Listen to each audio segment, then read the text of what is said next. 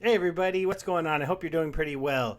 So it's Steve, and today I'm going to be doing a couple quick updates on some Splinterlands announcements that came out recently that I haven't covered yet, and then collecting my season rewards. So it's just going to be mostly a fun little video, and we'll see if those season rewards get really lucky. And then I'm going to talk to you about a special giveaway stream that I have coming, but I'll do that at the end to try to get you to stick around, or at least skip to the giveaway info, right?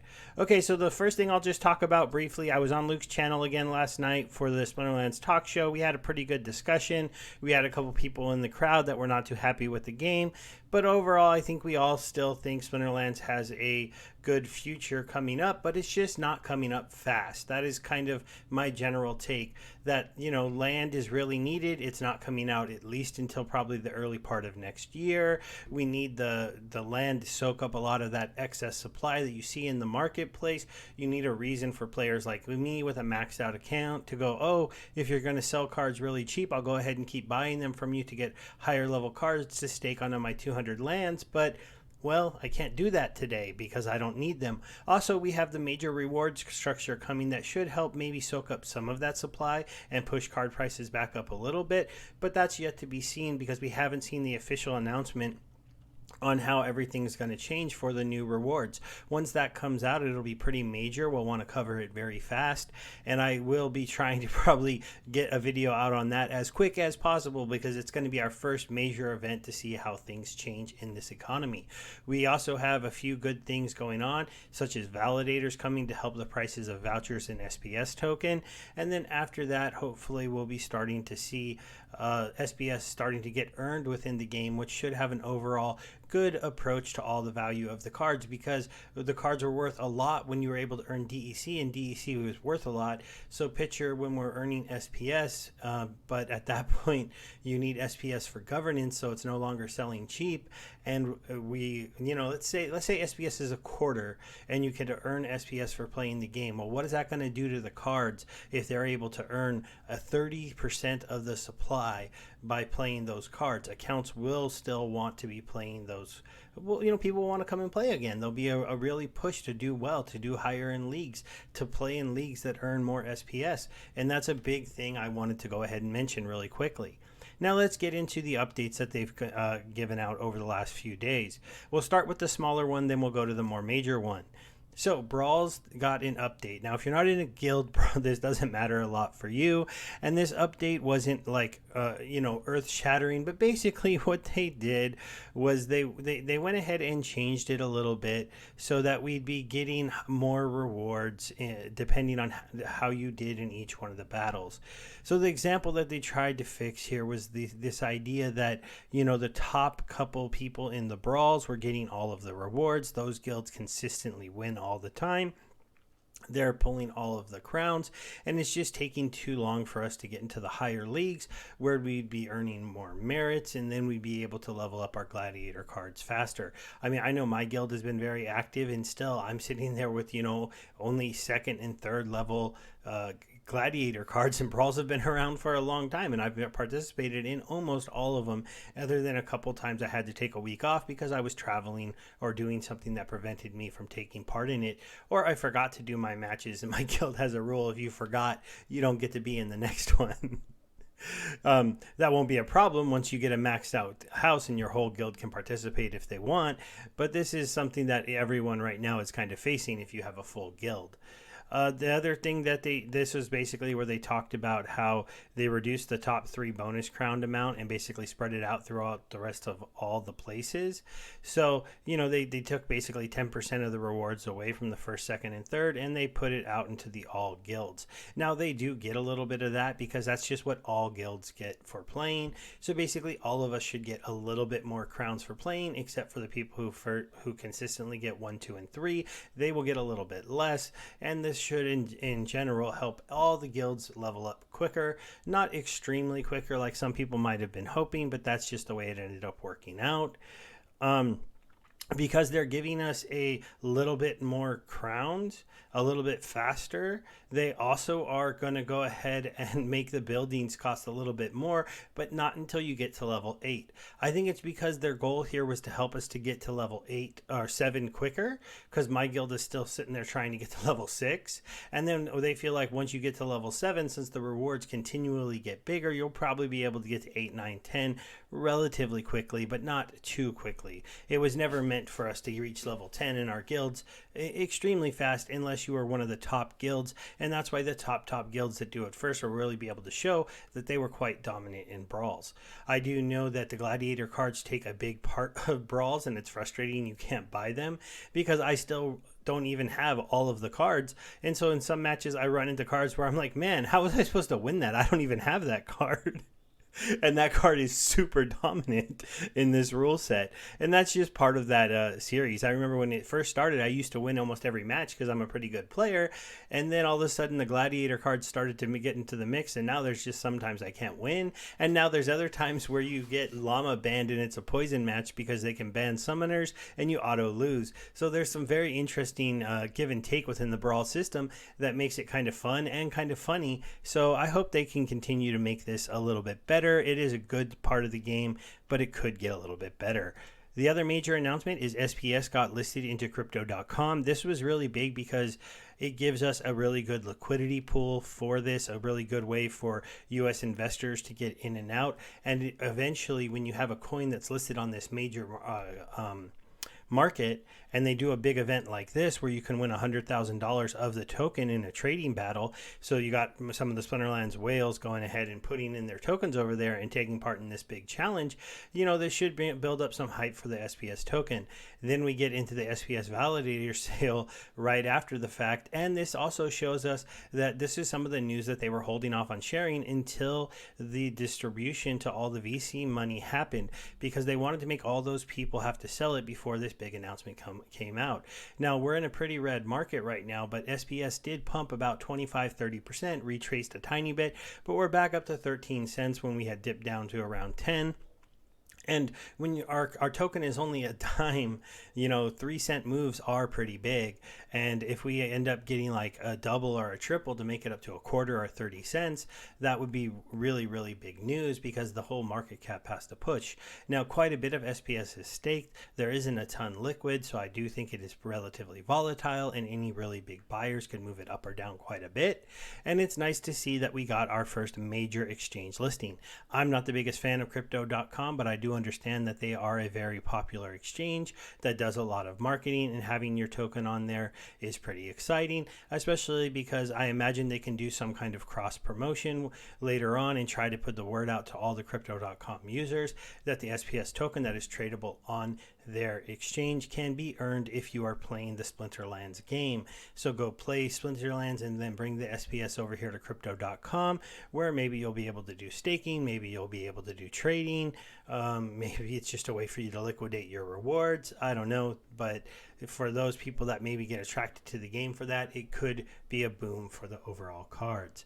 All right, now let's get into my account and my rewards. So once again this season, I was able to push my alt accounts into Diamond 3, Diamond 2, and my main account into Champion 2.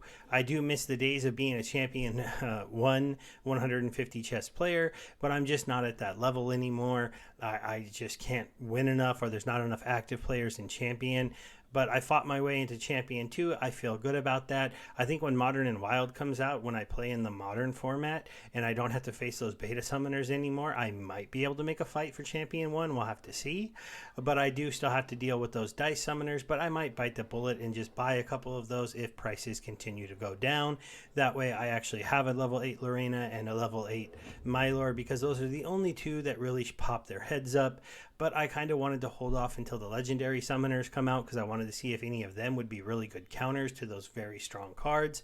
And, well, the pack sales are making me wait a bit longer than I want.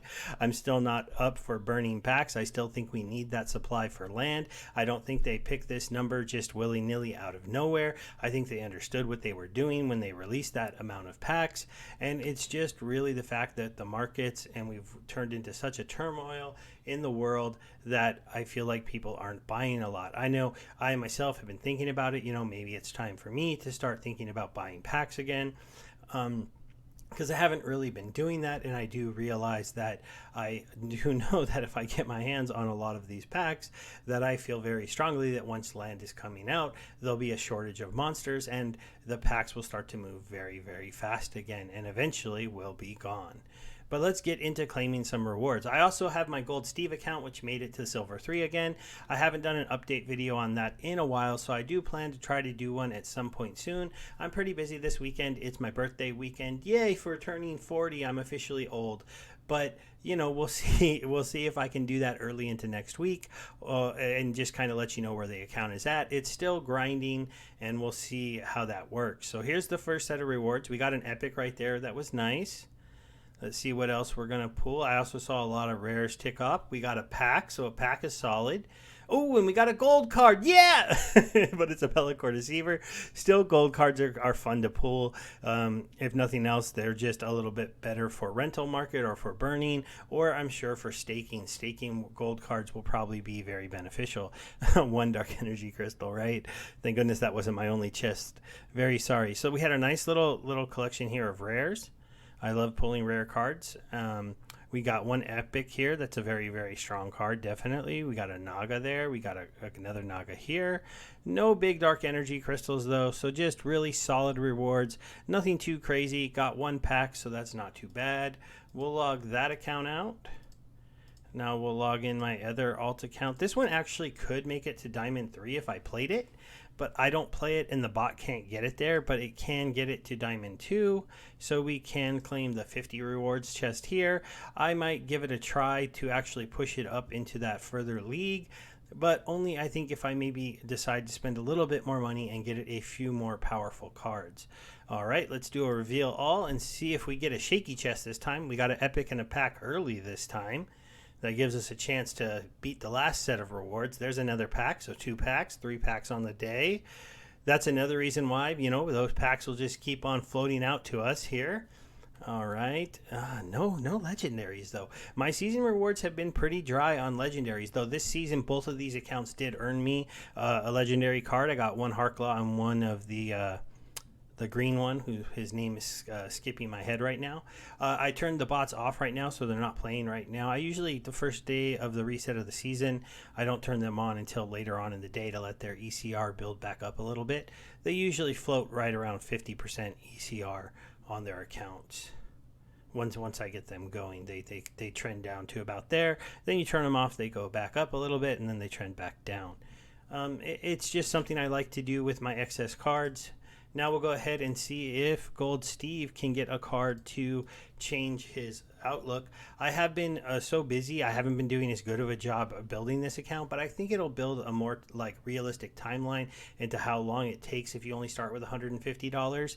Let's face it, if that's where you're at, it's just going to take you a little while to get further into the game. Mind, if you start with $150 today, unlike I did with this account, a few months ago when things were more expensive, you'll get further along quicker than I did. And so that's still around what I think somebody should be aiming to spend. Maybe $100 could work, and you'd be able to get into a similar earning position where you're playing in silver pretty regulatory. So let's see our regulatory.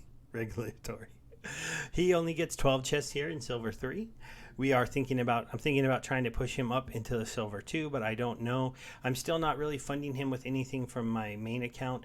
I did get skipped over in one post that I did for the Share Your Battle, so I voted that one up a little bit to try to speed his account growth up a little bit. But I'm still not really funding him or supporting him with my different alt accounts, other than that one time my post got skipped. I'm going to try to get back into posting consistently so I can get back into consistent growth of my card collection outside of just these rewards.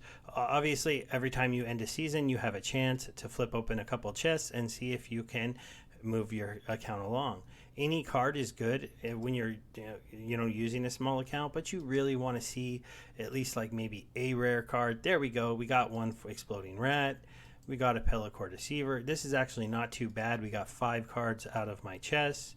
75 DEC is not a terrible one for the rental market use. One more card. Nope. So no super luck today for Gold Steve. He is yet to pull a legendary card or anything. I don't even know if he's pulled an epic card yet. He did pull 1300 DEC the other day, which was pretty cool because it boosted up my DEC to 2000 on the account. I didn't play him at the end of the season yesterday because I was just too busy with other stuff going on and being on Luke's stream and work and everything. So he did miss one daily quest. So I have nerfed myself a little bit there, but we'll begin the grind to get back into silver later today after we do a little bit of renting for the season. And then we'll go ahead and maybe do a little bit of shopping, as I believe I have a little bit of hive saved up, but I'm going to do that when I make the new video and then start that grind. So now we'll get into the main account. The main account, like I said, Champion 2. Our last chance to pull a legendary card today, a last chance to maybe pull a gold epic or a gold rare or anything super hyped for the season comes down to the final account. Though I have pulled already 3 packs, so we'll see what our final pack. Oh, a legendary to start. There we go. There's an Ashanis. That's an awesome pull. That's a really good card. There's 2 packs, so now we're up to 5. Let's see where else we're going. Come on, guys. Keep going. There's Dinchwala, so there's another epic. Can we get another shaker? I haven't pulled a gold legendary in quite a long time. There's another pack. There's something exciting for all of you with those packs that I was going to get into at the end of the video, and we're almost there, right? Oh, there's another gold Pellicore Deceiver. So I got 2 of those today. Maybe I can get a maxed out Pellicore Deceiver in gold pretty soon. There's another pack. I know it's a lot of chests when it's 120, huh? So we started with a shaky. We got I think it was 3 packs here. 4. 4, that makes 7 packs. There's my Genosanis, my Twin Chala. Obviously, these are pretty good. Let's see, did I miss? There's a 200 DEC. I don't always catch those, so I always have to review to see if there was any big ones. I've only got one that was over 1,000 recently on the Gold Steve account, so that was pretty lucky. Though it's kind of like I would almost rather have got like a really good legendary card on that account. But that's the way it goes. I got some good amount of rares, but only the 1 epic, and nothing turned gold except for comments today. So that's very interesting. All right, guys. So here's what I have planned. Next Saturday, so a week from tomorrow, I'm going to be trying to do a live stream in the afternoon. It'll show up on my channel, and during that I'm going to be doing a pretty big giveaway. I'm going to be giving away a land plot for the Nintia estate game that I play that I have to learn how to pronounce because I've been pronouncing it wrong. I'm also going to be giving away some different wax NFTs, and I'm going to be giving away 10 Splinterlands packs, and it's when I'm going to be kind of doing a little bit of testing of my live streaming and the giveaway bots and the wheel of exchange. But right now, if you want to get into those giveaways, you do have to make sure that you join my Telegram channel and you talk to me or a couple of the other people listed in the pinned post to get your name onto the giveaway sheet so that I have your wallet address and everything, because I'm not going to be doing the thing where I ask you to put it into the channel, and I'm not necessarily going to be requiring everybody to be there live to get into each one of the giveaways, though I will try to do a few giveaways just for the people who are watching live. But it will be at least 10 packs from Splinterlands given away, the 1 land from this one given away. I don't know how to say it now anymore. Nintia, or should I say Nintia? Yeah, estates. And then I'm also going to be giving away a few different wax NFTs that are into a couple different projects over there that I've covered in the past. They might be a little bit down, but hey, a free item's a free item, and who knows if those games can turn it around. All right, everybody, thanks for hanging out with me today, and hopefully I see you next weekend. Bye.